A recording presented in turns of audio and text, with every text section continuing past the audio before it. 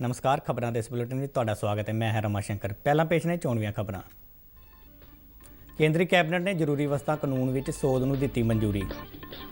अनाज, दालां, तेल बीजां, प्याज ते आलू दीआं फसलां नूं जरूरी वस्तां दी सूची तो हटाया।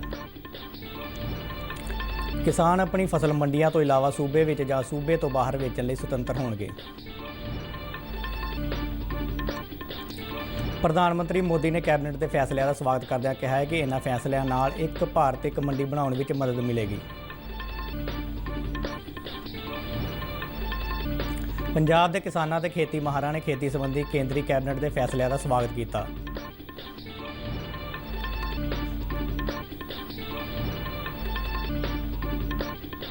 वंदे भारत मिशन तहत एयर इंडिया 9 तो 30 जून विचाले अमरीका ते कनेडा के 94 शहरों लिए 75 यात्री उड़ानां चलाएगी।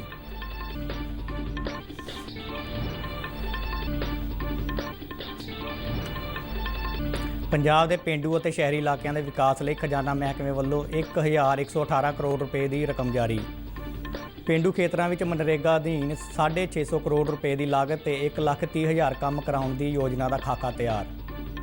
समाजिक सुरक्षा पेंशनों लिए 187 करोड़ रुपए की रकम जारी की गई।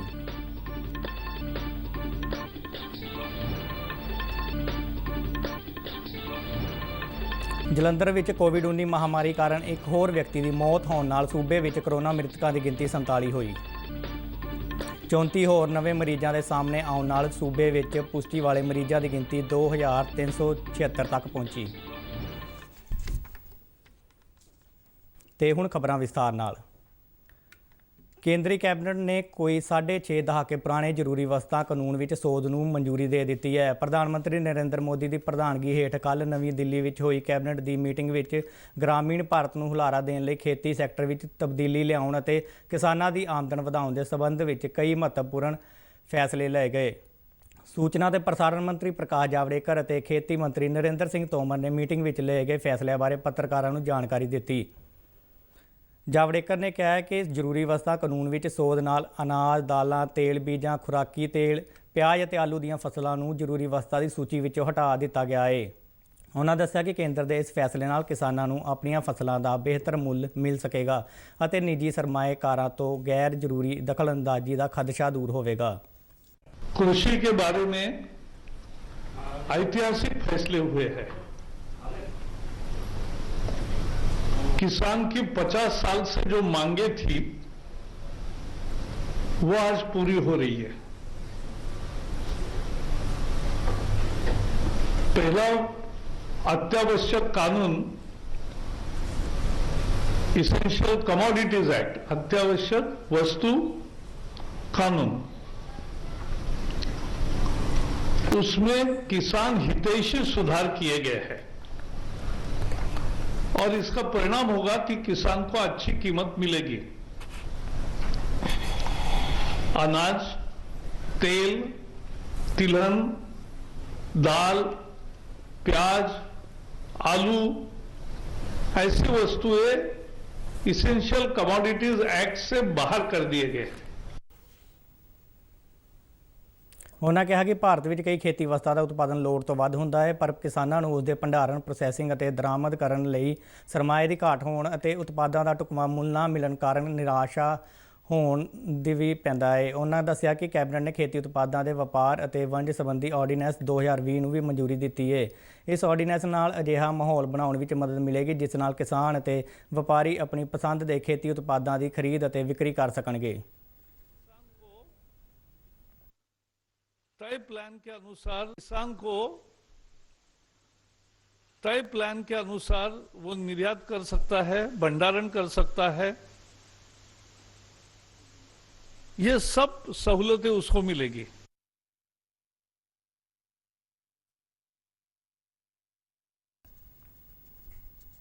खेती मंत्री नरेंद्र सिंह तोमर ने कहा है कि यह ऑर्डीनैंस खेती उत्पाद वंज कानूनों तहत मंडियां के दायरे तो बाहर सूबे विच अते होरनां सूबिਆਂ विचाले निर्विघन वपार अते वंज नूं हुलारा देवेगा। उन्होंने कहा कि सरकार की यह कोशिश है कि किसानों नूं अपने उत्पाद वेचण लई हर तरह की पाबंदी तो मुक्त किया जाए। उन्होंने कहा कि किसान अपनी फसल मंडियां तो इलावा सूबे विच जां सूबे तो बाहर किसी भी थां ते वेचण लई सुतंत्र होणगे। इस ऑर्डिनेंस के माध्यम से सरकार की ये कोशिश है कि किसान पर जो अपने उत्पादन को बेचने के लिए प्रतिबंध लगे थे, उन प्रतिबंधों से पूरी तरह मुक्त किया जा रहा है। मंडियां रहेंगी, राज्य का एपीएमसी एक्ट रहेगा, लेकिन एपीएमसी की परिधि के बाहर जो सारा क्षेत्र है, चाहे वो किसान का घर ही क्यों ना हो, उस घर में जाकर भी कोई कंपनी, संस्था, processing industry, FPO, cooperative sector के समूह, कोई भी जाकर उसको उत्पादन का उचित मूल्य देकर वहां से माल खरीदेगा। ਤੋਮਰ ਨੇ ਕਿਹਾ ਹੈ ਕਿ ਇਹ ਆਰਡੀਨੈਂਸ ਕਿਸਾਨਾਂ ਨੂੰ ਹੋਰ ਬਦਲ ਉਪਲਬਧ ਕਰਾਉਣ, ਉਹਨਾਂ ਦੀ ਵਣਜ ਲਾਗਤ ਨੂੰ ਘਟਾਉਣ ਦੇ ਨਾਲ-ਨਾਲ ਫਸਲ ਦਾ ਬਿਹਤਰ ਮੁੱਲ ਹਾਸਲ ਕਰਨ ਵਿੱਚ ਸਹਾਇਤਾ ਕਰੇਗਾ। ਤੋਮਰ ਨੇ ਕਿਹਾ ਹੈ ਕਿ ਕੈਬਨਿਟ ਨੇ ਮੁੱਲ ਭਰੋਸਾ ਤੇ ਖੇਤੀ ਸੇਵਾਵਾਂ ਨਾਲ ਸੰਬੰਧਿਤ ਕਿਸਾਨ ਸ਼ਕਤੀਕਰਨ ਅਤੇ ਸੁਰੱਖਿਆ ਆਰਡੀਨੈਂਸ 2020 ਨੂੰ ਵੀ ਪ੍ਰਵਾਨਗੀ ਦੇ ਦਿੱਤੀ ਹੈ, ਜਿਸ ਨਾਲ ਕਿਸਾਨਾਂ ਨੂੰ ਵਧੇਰੇ ਸੁਰੱਖਿਆ ਮਿਲੇਗੀ। क्षेत्र में एक बड़ा और क्रांतिकारी कदम है।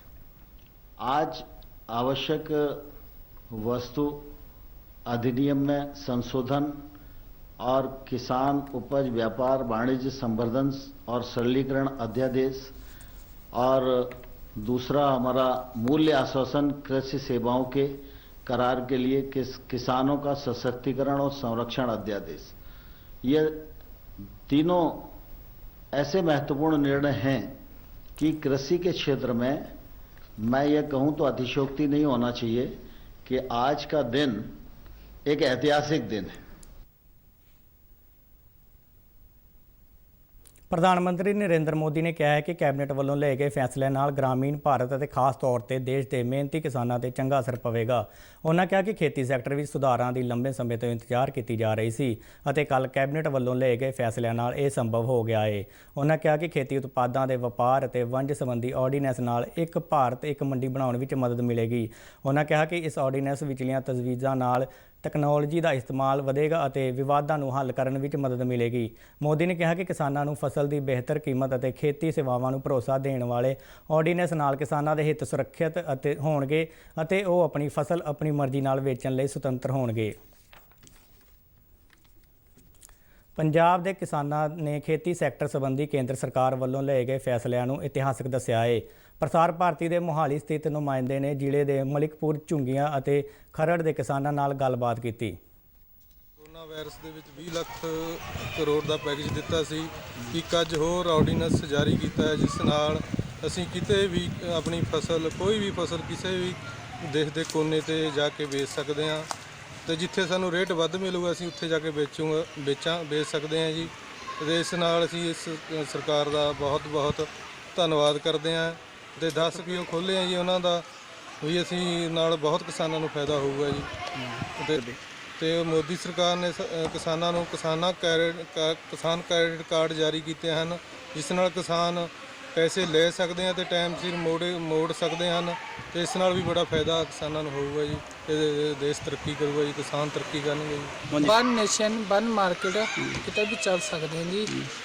ਸਾਨੂੰ ਆਪਣੀ ਫਸਲ ਵੇਚਣ ਦਾ ਪੂਰਾ ਅਧਿਕਾਰ,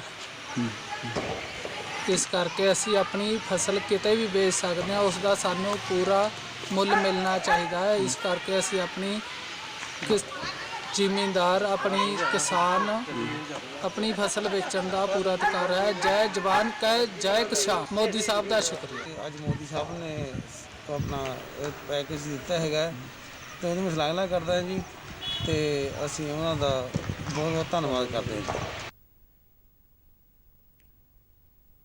ਇੱਧਰ ਜਲੰਧਰ ਦੇ ਕਿਸਾਨਾਂ ਤੇ ਖੇਤੀ ਮਾਹਰਾਂ ਨੇ ਵੀ ਕੇਂਦਰੀ ਕੈਬਨਿਟ ਦੇ ਫੈਸਲਿਆਂ ਦੀ ਸ਼ਲਾਘਾ ਕੀਤੀ ਹੈ। ਉਹਨਾਂ ਦਾ ਕਹਿਣਾ ਹੈ ਕਿ ਇਹਨਾਂ ਫੈਸਲਿਆਂ ਨਾਲ ਦੇਸ਼ ਵਿੱਚ ਕਿਸਾਨੀ ਨੂੰ ਇੱਕ ਨਵੀਂ ਦਿਸ਼ਾ ਮਿਲੇਗੀ ਅਤੇ ਕਿਸਾਨਾਂ ਨੂੰ ਦੇਸ਼ ਵਿੱਚ ਕਿਤੇ ਵੀ ਆਪਣੀ ਜਿਣਸ ਵੇਚਣ ਦੀ ਸਹੂਲਤ ਨਾਲ ਆਮਦਨ ਵਿੱਚ ਵਾਧਾ ਹੋਵੇਗਾ। ਯੂਨੀਅਨ ਕੈਬਨਿਟ ਨੇ ਮੰਡੀਕਾਰੀ ਨੂੰ ਵਧੀਆ ਕਰਨ ਵਾਸਤੇ ਕਿਸਾਨ ਦੇ ਹਿੱਤ ਵਿੱਚ ਫੈਸਲੇ ਕੀਤੇ ਨੇ। ਦੇਸ਼ ਦੇ ਕਿਸਾਨਾਂ ਵਾਸਤੇ ਇਹ ਫਾਇਦੇਮੰਦ ਸਾਬਤ ਹੋ ਸਕਦੇ ਨੇ।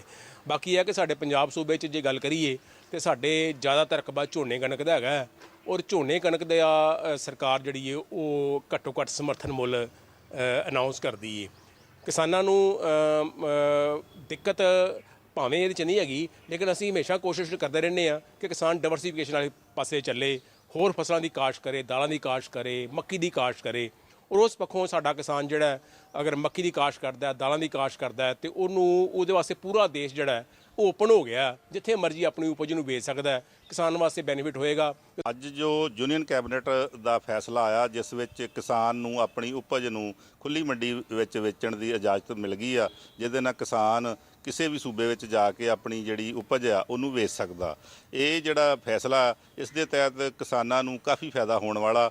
ਉਹਦੇ ਨਾਲ ਜਿਸ ਵੀ ਸੂਬੇ ਵਿੱਚ ਕਿਸਾਨ ਨੂੰ ਵਧੀਆ ਆਪਣੀ ਉਪਜ ਦਾ ਮੁੱਲ ਮਿਲੇਗਾ, ਉੱਥੇ ਹੀ ਉਹ ਆਪਣੀ ਉਪਜ ਨੂੰ ਲਿਜਾ ਸਕਦਾ ਵਾ, ਭਾਵੇਂ ਉਹ ਸਿੱਧੀ ਉਹ ਰਿਟੇਲਰ ਨੂੰ ਵੇਚੇ ਜਾਂ ਕਿਸੇ ਵੀ ਫਾਰਮ ਦੇ ਵਿੱਚ ਉਹਨੂੰ ਪ੍ਰੋਸੈਸ ਕਰਕੇ ਵੇਚੇ, ਤਾਂ ਕਿਸਾਨ ਨੂੰ ਉਹਦਾ ਜਿਹੜਾ ਵਾ ਵੱਧ ਤੋਂ ਵੱਧ ਫਾਇਦਾ ਹੋ ਸਕਦਾ ਵਾ।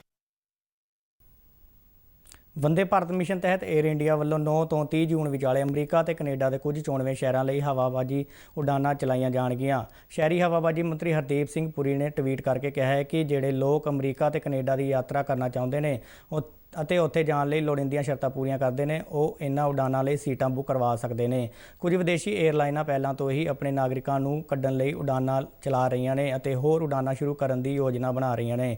ਪੁਰੀ ਨੇ ਕਿਹਾ ਹੈ ਕਿ ਭਾਰਤ ਵੱਲੋਂ ਚਲਾਈਆਂ ਜਾਣ ਵਾਲੀਆਂ 75 ਉਡਾਨਾਂ New York, Newark, Chicago, Washington, San Francisco, Vancouver ਅਤੇ ਟੋਰਾਂਟੋ ਲਈ ਚਲਾਈਆਂ ਜਾਣਗੀਆਂ। ਭਾਰਤ ਵਿੱਚ ਘਰੇਲੂ ਉਡਾਨਾਂ ਕੋਰੋਨਾ ਵਾਇਰਸ ਮਹਾਮਾਰੀ ਕਾਰਨ ਲਾਗੂ ਕੀਤੇ ਗਏ ਲੋਕਡਾਊਨ ਦੇ 2 ਮਹੀਨਿਆਂ ਤੋਂ ਬਾਅਦ 25 ਮਈ ਤੋਂ ਬਹਾਲ ਕਰ ਦਿੱਤੀਆਂ ਗਈਆਂ ਸਨ। ਉਹਨਾਂ ਕਿਹਾ ਕਿ ਨਿਰਯਾਤ ਕੌਮਾਂਤਰੀ ਮੁਸਾਫਰ ਉਡਾਨਾਂ ਵਿੱਚ ਫਿਲਹਾਲ ਮੁਲਤਵੀਆਂ ਰਹਿਣਗੀਆਂ। ਕੇਂਦਰ ਸਰਕਾਰ ਨੇ ਵਿਦੇਸ਼ਾਂ ਵਿੱਚ ਫਸੇ ਭਾਰਤੀ ਨਾਗਰਿਕਾਂ ਨੂੰ ਵਿਸ਼ੇਸ਼ ਉਡਾਨਾਂ ਰਾਹੀਂ ਵਾਪਸ ਲਿਆਉਣ ਲਈ 7 ਮਈ ਤੋਂ ਵੰਦੇ ਭਾਰਤ ਮਿਸ਼ਨ ਸ਼ੁਰੂ ਕੀਤਾ ਸੀ।